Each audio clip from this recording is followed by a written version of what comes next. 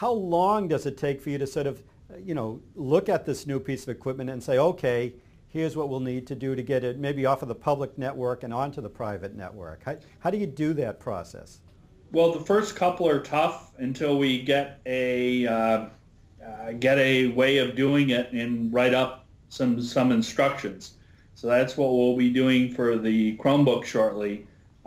For iPads and so on, all the iDevices, they just browse to a website.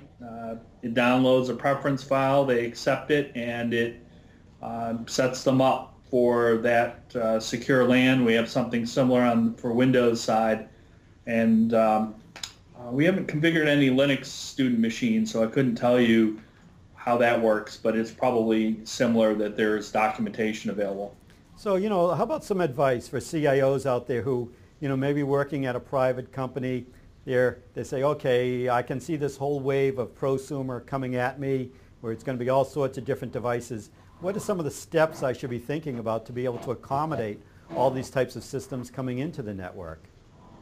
Well, if you have an idea of what's going to be coming in the door, it would certainly be helpful to buy some sample machines for your staff to experience what the user is going to be dealing with, and as much as possible prepare documentation ahead of time and publish it on your internal website or portal so it's easily found and referred to.